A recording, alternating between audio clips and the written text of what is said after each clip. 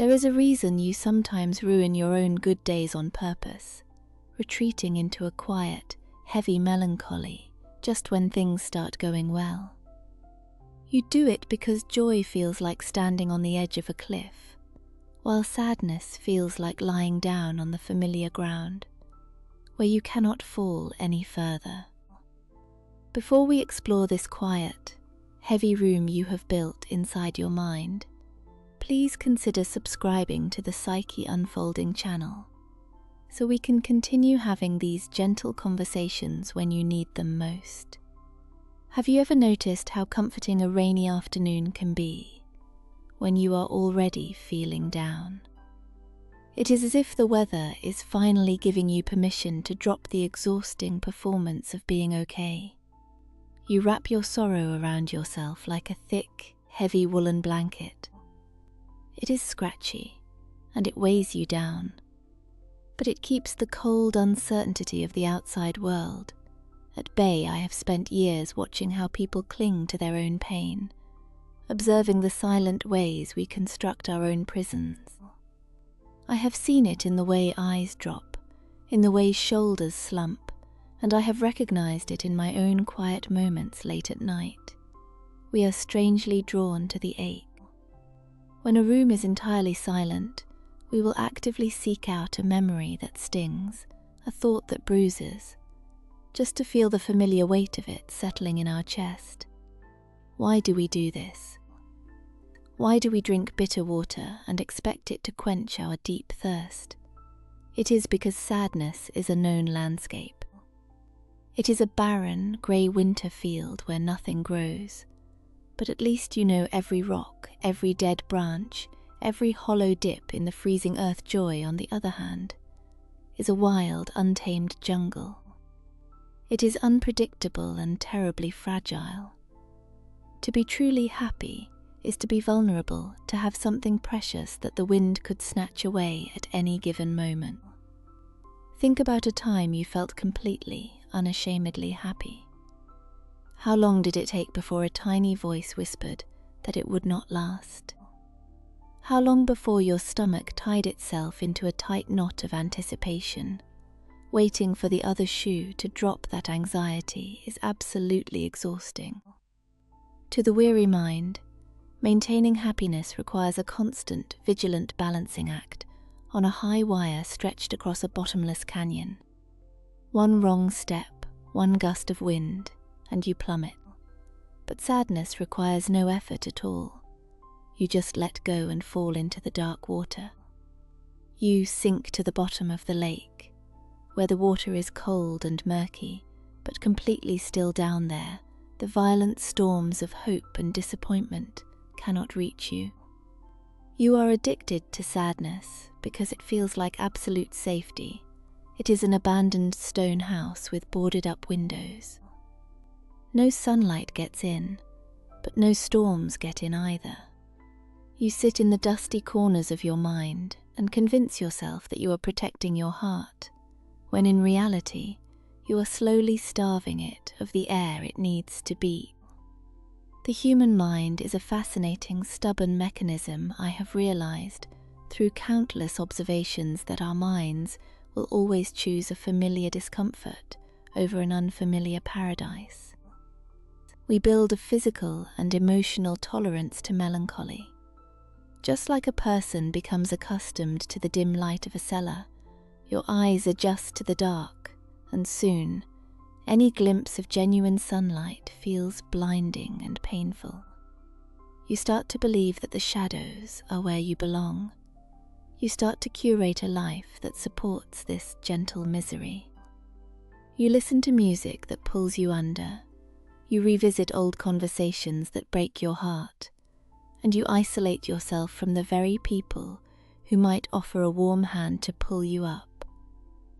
You do this not because you are weak, but because your inner compass has confused peace with danger and sorrow with home. But here is the secret I want to share with you, a realization that can gently dismantle this entire fortress of solitude. Your mind is not broken for wanting to stay in the dark. It is simply overprotective, It remembers every time hope led to disappointment, every time a smile ended in a tear, and it has decided that the cost of joy is simply too high.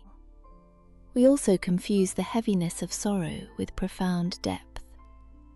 We tell ourselves that to carry a great burden is to be wise, to be deep, to understand the true, tragic nature of existence.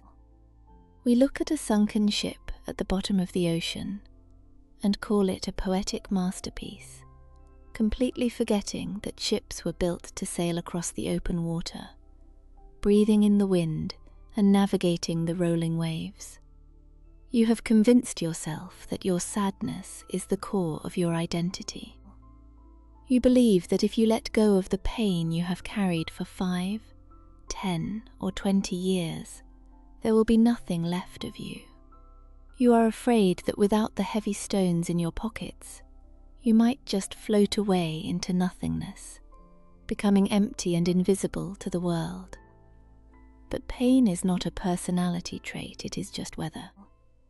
Sometimes it is a raging thunderstorm that rattles the windows, and sometimes it is a thick, blinding fog that settles over the road, making it impossible to see even 2 meters ahead. But you are not the storm, and you are not the fog. You are the vast sky underneath it all.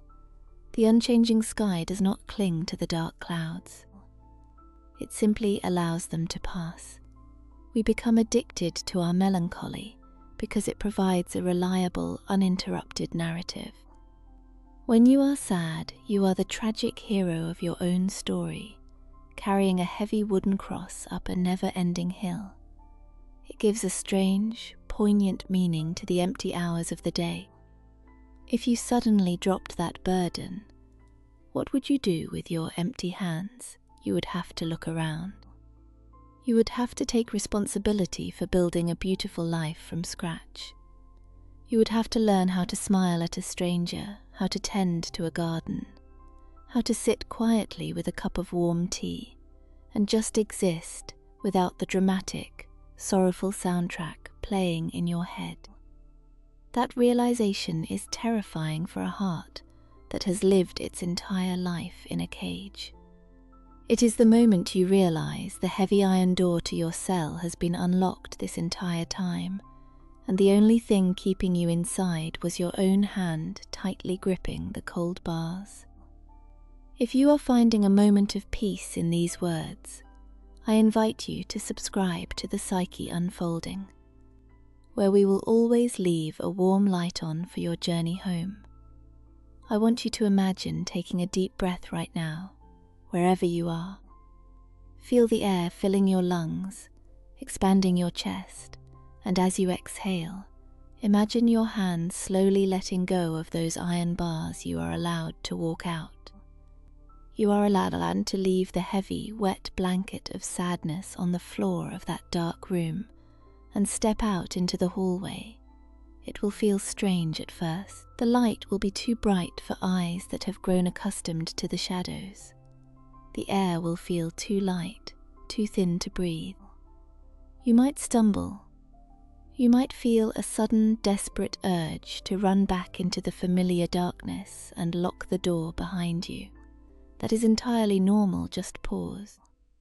Stand still in the gentle light and let your eyes adjust. You do not have to earn your happiness through suffering. You do not have to pay a toll of tears to experience a moment of peace. The universe does not keep a ledger of your pain, demanding a certain amount of misery before it grants you permission to smile. That is a fiction you wrote to make sense of the hurt, but it is a story you can choose to stop reading today. Imagine an old ticking clockwork mechanism in a silent hallway. For years, it has been wound far too tight, the metal gears grinding together, the pendulum swinging with a heavy, frantic, anxious rhythm. You have been living like that clock, tightly wound, waiting for the spring to snap under the immense pressure. But you can reach inside and gently release the tension. You can let the gears soften.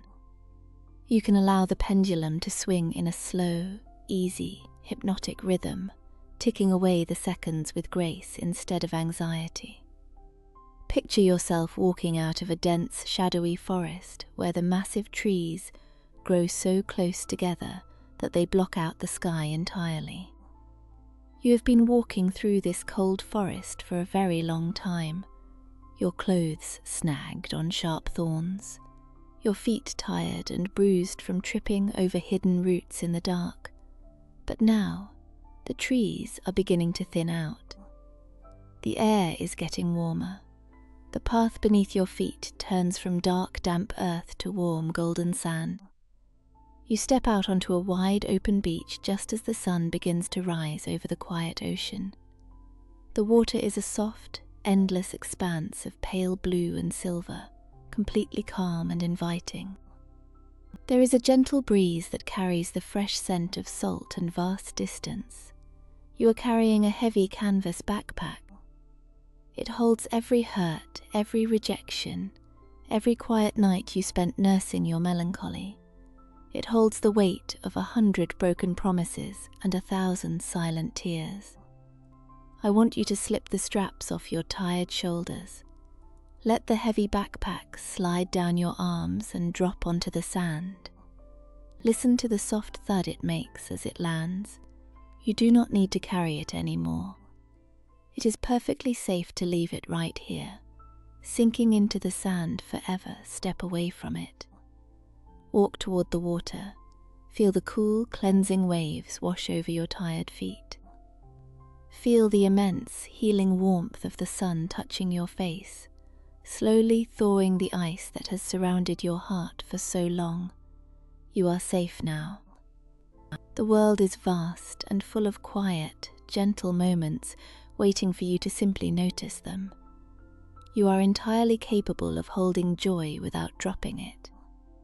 You are capable of standing in the bright sunlight without frantically looking for a shadow to hide in. Take another deep breath. The air is clear and clean.